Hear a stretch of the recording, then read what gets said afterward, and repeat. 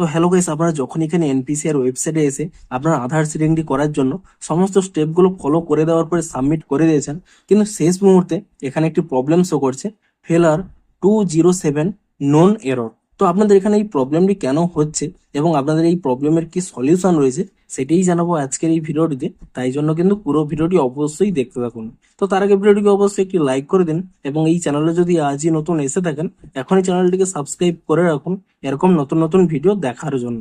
তো দেখুন, এই প্রবলেমটির কিন্তু দুটি কারণ থাকতে পারে। প্রথম কারণটি কি, ধরুন এই ওয়েবসাইটের কোনো সার্ভার প্রবলেম রয়েছে কিংবা আপনাদের ব্যাংকের কোনো সার্ভার প্রবলেম রয়েছে, সেক্ষেত্রে কিন্তু আপনাদের এই প্রবলেমটি হতে পারে। তো সেক্ষেত্রে কি করবেন, আপনারা কিন্তু 30 মিনিট ওয়েট করে যান এবং এই 30 মিনিট ওয়েট করার পরে আপনারা সিম্পলি কি করবেন, একইভাবে সেই এনপিসিআর ওয়েবসাইটটি ওপেন করে নেবেন এবং তারপর এখানে আধার সিডিং বা ডিসিডিং এই অপশানে ক্লিক করে নিয়ে আপনারা কিন্তু পুনরায় এখানে চেষ্টা করবেন, তাহলে দেখবেন আপনাদের কিন্তু প্রবলেমটি সলভ হয়ে যাবে।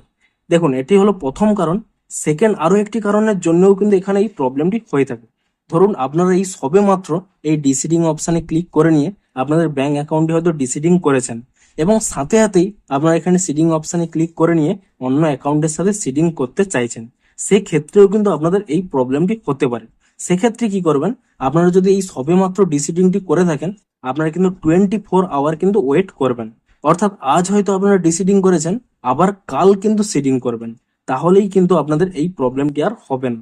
তো মূলত এই দুটি কারণের জন্যই এই প্রবলেমটি হয়ে থাকে। আপনারা কিন্তু এই স্টেপগুলো ফলো করুন। তো ভিডিওটি যদি একটু হেল্পফুল মনে হয় অবশ্যই একটি লাইক করে দিন। দেখা হচ্ছে আরো কোনো ইন্টারেস্টিং ভিডিওর সাথে। Thanks for watching.